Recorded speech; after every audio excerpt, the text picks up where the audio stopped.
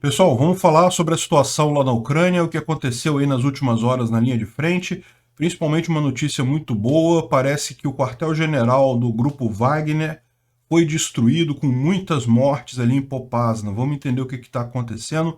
Esse é o vídeo do dia 15 de agosto de 2022, a gente faz vídeos aqui todos os dias sobre a situação na Ucrânia, então não vá se perder com a data.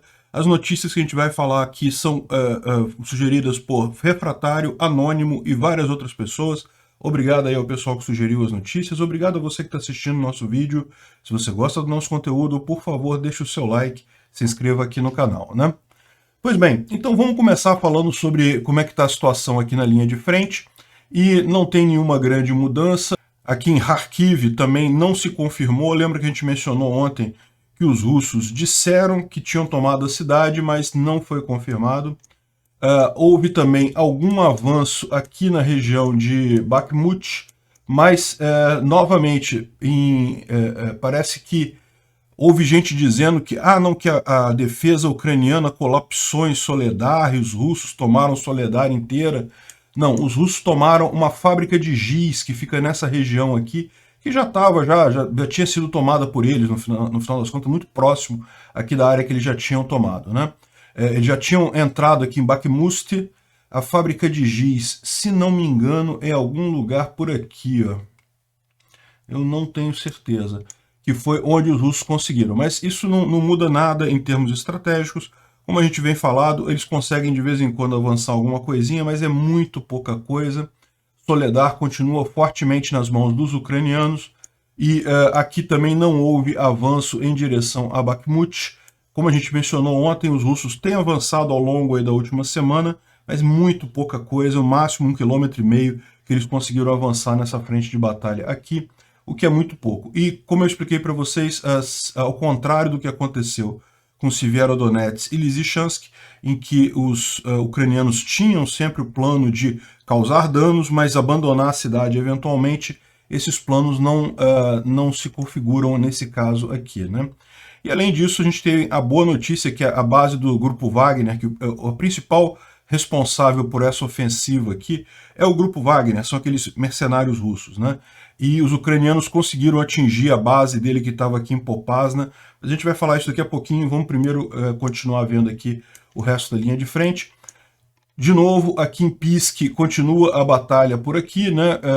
Como a gente já falou ontem, os russos alegaram ter tomado toda a cidade, os ucranianos falam que não foi tomada, que eles ainda estão em poder da cidade, as batalhas ainda estão acontecendo por lá, né? A ideia de pegar Pisk aqui é justamente fechar a Avdiivka, que é essa cidade que está aqui no meio, que é uma cidade relativamente grande e é uma cidade muito bem protegida. É um lugar que os russos já tentaram tomar várias vezes e não conseguem. Ela fica mais alto no terreno, tem vários lagos aqui na lateral que dificultam a tomada da cidade. No final, os russos só têm essa estradazinha aqui como opção para chegar na cidade, e aí os ucranianos fecham bem. Na verdade, essas duas estradas aqui, né, que tem uma outra, parece. Os ucranianos fecham bem a defesa aqui e os russos não têm como tomar devido às dificuldades do terreno aqui em Avdiivka. Então eles estão querendo fazer um grande círculo aqui, ou seja, crescer do lado de cá, em Pisk, e já tem uma parte tomada aqui até a H20 nessa rodovia aqui, também já tem um pedaço tomado pelos russos, então essa é a ideia deles para tomar Avdiivka. Mas não vou conseguir também, muito pouco provável que consigam, porque, como a gente mencionou, os russos têm tirado o pessoal daqui dessa área e levado lá para Kherson por conta da contraofensiva ucraniana lá em Kherson, né? A gente vai falar mais adiante também que o Instituto para Estudo da Guerra, eles fizeram um levantamento sobre tropas de que lugar da Rússia que está em cada lugar, e é uma confusão danada, todo mundo inexperiente nessa região aqui. A única tropa experiente que tem nessa área é o pessoal do grupo Wagner. Bom, teve mais algumas brigas aqui na parte de Zaporizhia, mas também não houve nenhum avanço significativo. E daí a gente tem novamente os ataques na retaguarda russa, né? Teve mais um monte de coisa aqui também na região de Kherson. Enfim, a ideia ucraniana continua sendo aquela de destruir a logística russa nessa região. Então, tem aqui algumas fotos e imagens do HIMARS, isso aqui é próximo a Donetsk, Isso aqui em outro lugar também em Donetsk, que são dois lugares diferentes. Aqui claramente dá para ver que foi uma explosão de um depósito de munição ou coisa do gênero. E aqui é em Tokmak. Tokmak é essa cidadezinha aqui em Zaporizhia. Também foi destruído ali algum depósito, alguma coisa na região. Dá para ver alguma coisa? Não, só fumaça mesmo da destruição, né?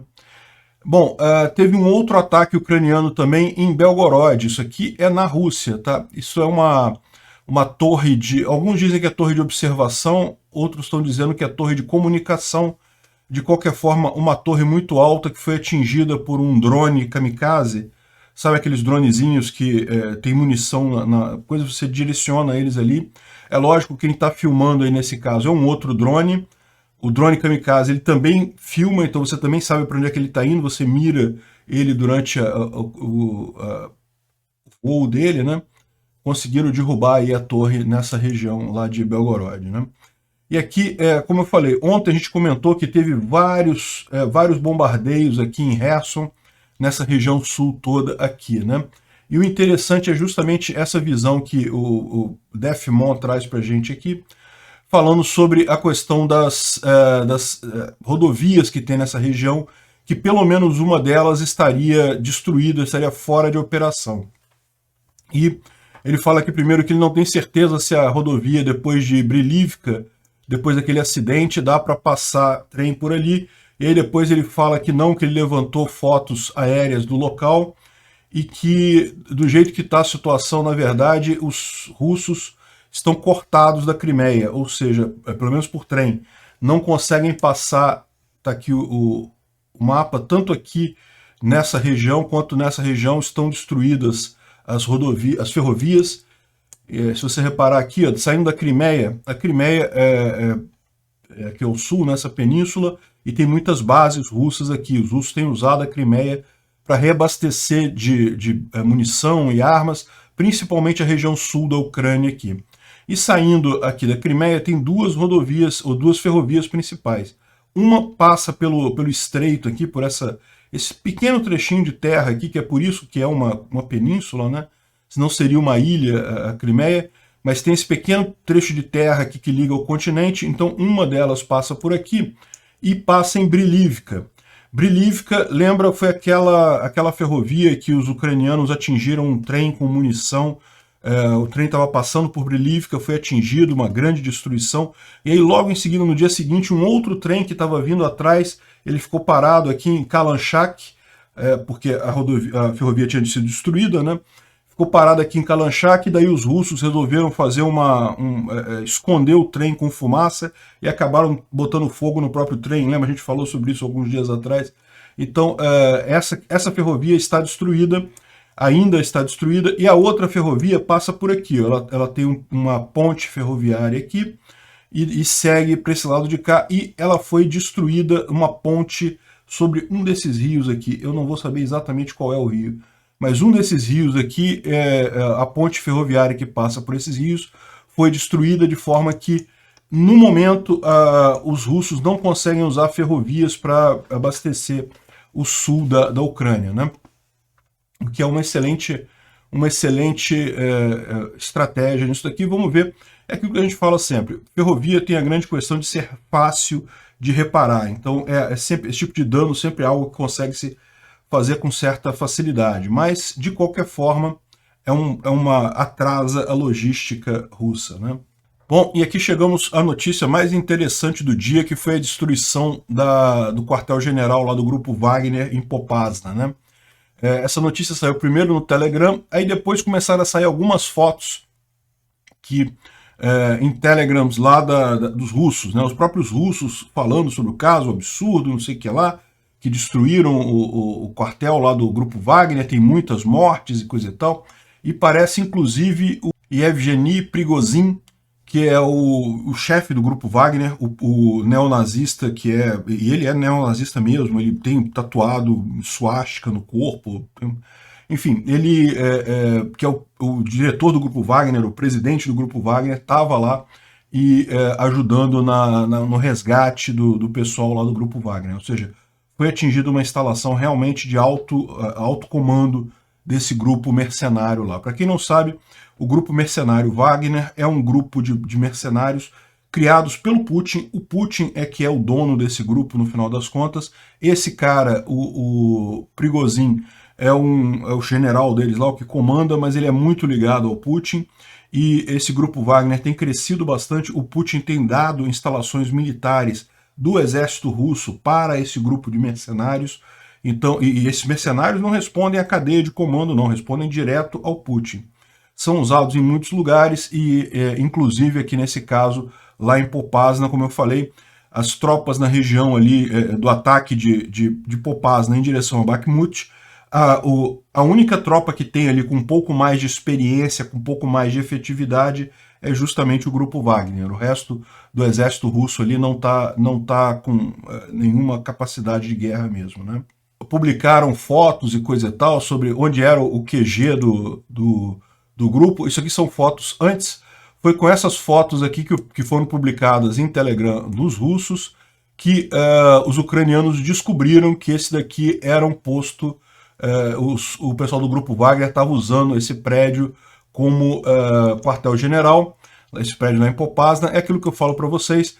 Pra gente, a gente olha para esse prédio aqui, você não sabe o que é, né? Mas para quem é de Popasna, para um ucraniano que é da região, ele vai olhar para isso aqui e falar, não, isso não é que é isso daí, que é aquele prédio, não sei o que tem aonde ali. Enfim, imediatamente descobriram isso daqui, e daí eles estavam reclamando muito porque fotos como essa justamente que deram a noção para o exército ucraniano de onde estava o quartel-general. E daí parece que foi um ataque com HIMARS, que eles estão descrevendo, o pessoal reclamando lá no canal do Telegram, né, que as fotos, não sei o que lá. E aqui está o pessoal já na operação de resgate, o prédio destruído aqui do lado. Tá vendo aqui? Destruído totalmente aqui do lado o prédio onde estava o quartel-general deles. E tem aqui uma imagem aérea da região ali. Enfim, não dá para saber ainda quantos feridos, quantos mortos tiveram nisso daí, mas certamente foi um dano grande aí ao pessoal do grupo Wagner. Uma excelente notícia essa, né? Esse pessoal tem mesmo que ser destruído totalmente. Invasores russos confirmam o ataque ucraniano na base do grupo Wagner em Popasna. Aí tem mais as fotos aqui. Aqui mostra uma parte do prédio totalmente destruída, ou seja, realmente, certamente causou bastante dano lá, né? Como eu falei para vocês, é nesse lugar aqui do mapa. Popasna está aqui e aqui é Bakhmut. Então é daqui que eles estão comandando o ataque a Bakhmut. Com esse ataque, muito provavelmente eles vão ter dificuldades aí de continuar esse ataque mais forte, né? Então cada vez surgindo mais fotos aqui do ataque, né, nesse prédio lá em Popasna. Dá para ver aqui um monte de coisa, realmente, um monte de arma que foi resgatada do prédio, parece que realmente a destruição foi grande, né? O pessoal está comemorando aqui, comemorando mesmo. E aí tá certo, esse pessoal realmente não vale nada, estão invadindo um país pacífico, entraram para invadir sem nenhum motivo aparente, tem mais é que morrer mesmo. Muito interessante o comunicado aqui do Instituto para Estudo da Guerra, em que eles fazem uma descrição de que tropas estão sendo usadas em cada lugar ali no campo de batalha, né? Que tropas russas estão sendo usadas. Porque, como a gente falou, os russos tiraram muitas tropas daqui e mandaram para Kherson, para reforçar aqui em Kherson. Então, o que ficou nessa região aqui não são tropas muito experientes, né? Então, na cidade de Kharkiv, eles têm, principalmente o pessoal do Distrito Militar do Oeste que está patrulhando aquilo ali. No link entre Izium e na região de Izium, principalmente os batalhões voluntários e alguma coisa dos batalhões do leste. Então, nessa região de Izium aqui, que inclusive a gente tem falado, né, os russos estão perdendo terreno, os ucranianos têm avançado aqui nessa região. Aliás, é até curioso você ver, né, porque a gente comenta que os russos estão avançando aqui, a nossa preocupação maior é com o avanço dos russos, evidentemente. A gente não quer que eles avancem. Mas o fato é que o pouco de território que os russos tomaram aqui foi muito menor do que os ucranianos, que retomaram toda essa área aqui. Essa área toda aqui estava sob controle dos russos e foi retomada pelos ucranianos aqui nessa região de Izium, né? Então é porque justamente tem voluntários, batalhões de voluntários e do leste da Rússia, né? Lá de Vladivostok, aquela região lá. A região de Siversky é o distrito militar central e algumas unidades das supostas, entre aspas, repúblicas separatistas aqui, que estão fazendo essa parte aqui de Siversky, né, que é aqui Lysychansk, coisa e tal, nessa região. Não estão conseguindo avançar nada aqui. E justamente em Bakhmut, que é o Wagner Group, que é o que está conseguindo fazer alguma coisa nessa região. Ali na região de Avdiivka, que é aquela cidade que a gente mencionou, que eles estão querendo fazer uma pinça, são unidades da suposta, entre aspas, República de Donetsk, e no sul da Ucrânia é para onde eles mandaram todos os reforços, né? Como eu falei, a grande coisa foi essa, eles tiraram muitas tropas daqui e mandaram aqui para o sul, justamente pela iminência de uma contraofensiva ucraniana na região. Isso mostra o problema do cobertor curto dos russos, né? Se tira de um lugar, falta. Puxar para um lado, o outro lado fica desabastecido, né? Realmente é complicado. E tem mais coisa aqui, né? Por exemplo, esse vídeo aqui é um vídeo recente de pessoas da suposta República de Donetsk, desculpa, da República de Luhansk, que não querem lutar pela República de Donetsk. Por que eles estão reclamando isso? Porque, segundo eles, não é interesse deles e coisa e tal, e Luhansk já foi toda tomada, então por que a gente vai brigar por Donetsk? Enfim, estão querendo ser dispensados todos eles. Só que o chato é que o pessoal de Donetsk lutou por Luhansk antes, né?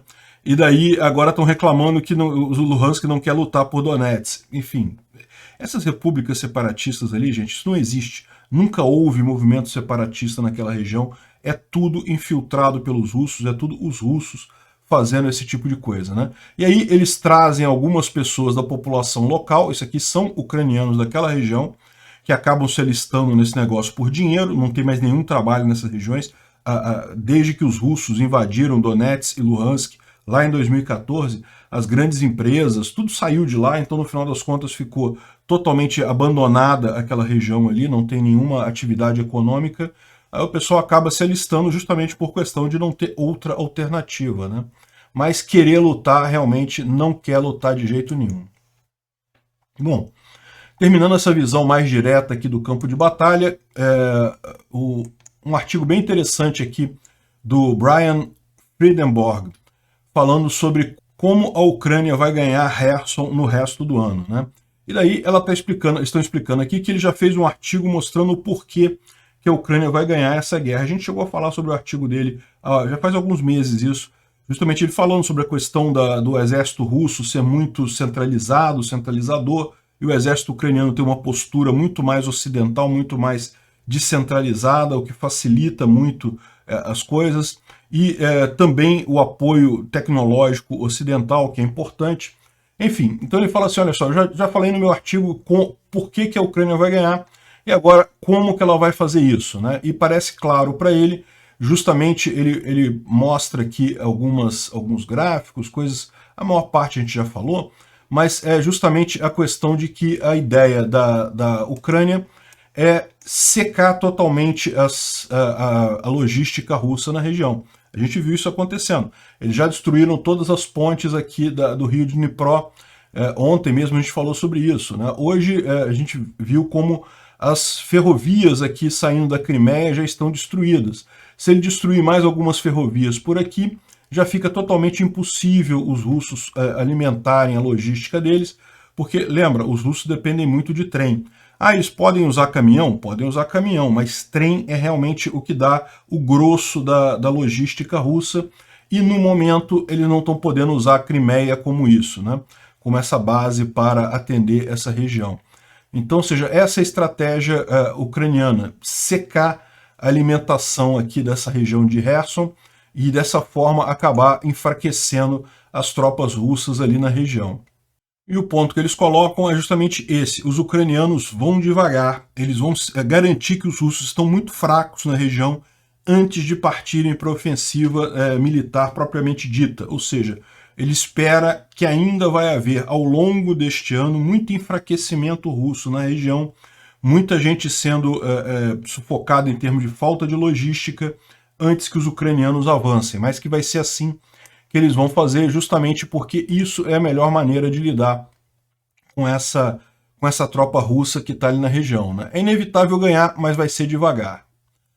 Bom, uma coisa aqui bastante trágica, né? A Rússia parece que está fazendo um show trial, um julgamento show lá em Mariupol para os combatentes lá da Azovstal, né? Isso é uma coisa muito triste, porque, como a gente falou, quando os ucranianos aceitaram se render, foi porque havia a garantia das Nações Unidas e da Cruz Vermelha de que eles receberiam tratamentos de prisioneiros de guerra e seriam eventualmente trocados por prisioneiros russos, né?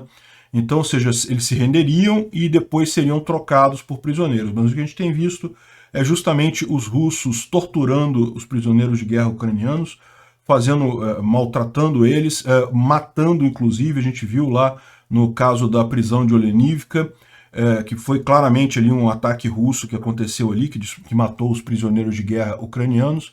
E agora parece que eles estão preparando um show, um julgamento show, botando um monte de jaulas aqui próximo de um prédio lá em Mariupol que sobreviveu à guerra. E daí vão fazer um show ali para um julgamento do Grupo Azov. Olha só, vamos matar os nazistas, aquela coisa que realmente é um absurdo, está totalmente fora das convenções de guerra. Mas por que eles vão fazer isso? Porque os russos estão precisando desesperadamente de uma vitória em alguma coisa, mostrar alguma coisa de positivo, né? E não tem nada para mostrar militarmente aqui, chega nesse desespero de fazer esse tipo de coisa. É muito triste isso acontecer realmente. Bom, aqui é uma coisa bem interessante aqui, o livro escrito por um paraquedista russo, que participou da invasão. Ele estava no dia 24 de fevereiro lá em Hostomel. O nome dele é Pavel Filatiev. Então ele se alistou, ele era do exército, ele participou dessa invasão. Depois que os russos saíram do norte, ele foi destacado para Kherson, então ele ficou um período em Kherson também. E depois ele desistiu de tudo e resolveu escrever um livro condenando a guerra da Rússia. E o que ele fala aqui, e aí ele conta um monte de história. O livro se chama Zov, ou seja, Z-O-V, que eram os símbolos, né, pintados nos tanques russos. Hoje em dia ficou basicamente o Z, que virou o grande símbolo aí, né? O O e o V ficaram meio abandonados.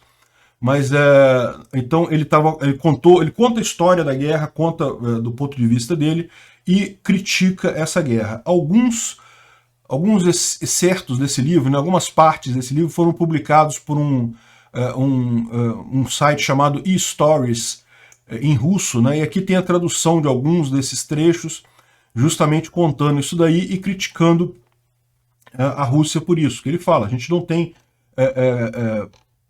moral para estar invadindo um outro país, atacar outro país, né? Não temos o direito moral de atacar outro país. Então, bem interessante esse livro. Eu espero que o cara esteja bem protegido, já tenha saído da Rússia, porque você sabe que a política russa não tolera muito esse tipo de coisa, né? Bom, e um outro relato, já que a gente está falando aqui de relato de coisas que aconteceram no início da guerra, né? Tem um outro relato muito interessante de um russo que participou da invasão de Kharkiv. Kharkiv, essa cidade aqui, é uma cidade que os russos planejavam tomar nas primeiras 48 horas da invasão. Por que isso? Porque, repara, ela é pertinho da fronteira, então é rápido aqui de chegar. Kharkiv é uma cidade que é pró-Rússia. Se você pegar as eleições na Ucrânia, eles sempre votaram no candidato pró-Rússia, sempre ganhou nessa região de Kharkiv. Então os russos imaginavam que iam chegar aqui e iam ser recebidos de braços abertos pela população. E aí o que o cara conta aqui nessa thread aqui, né, é justamente que não, né, o Chris O não é o soldado, tá? O Chris O é quem traduziu a thread do soldado para o inglês, né? E daí ele fala sobre essa chegada em Kharkiv e coisa e tal. Eles chegaram a conseguir colocar patrulhas bem dentro da cidade, coisa e tal, porque eles foram destemidos, porque eles acharam que iam ser bem recebidos, né? E acabou que não foram. Essas patrulhas que estão na cidade, aqui tem até fotos e coisa e tal, acabaram trucidadas, o pessoal tendo que fugir de volta para a saída da cidade. E, no final das contas, não conseguiram tomar Kharkiv nem nas primeiras 48 horas, nem até hoje, né? Chegaram a chegar perto de Kharkiv, onde está essa mancha azul acinzentada, é o local onde os russos já chegaram a ocupar, mas que foram tirados daqui pelos ucranianos. Então dá para ver que Kharkiv está realmente bem mais tranquila agora. Mas, de qualquer forma, ela não cedeu. Em momento algum, a cidade foi tomada pelos russos. É realmente impressionante isso. E mostra a surpresa dos russos, porque é aquele negócio, todo mundo achava que a cidade de Kharkiv iria receber os russos de braços abertos. É o velho problema da falta de percepção dos russos sobre a mudança na opinião dos ucranianos, né? E eles acabaram destruindo o que restava de apoio a russos lá com essa invasão, né? Agora não tem mais nem jeito, nem esperem mais nada dos ucranianos que não seja ódio aos russos. Obrigado por assistir o vídeo até o final.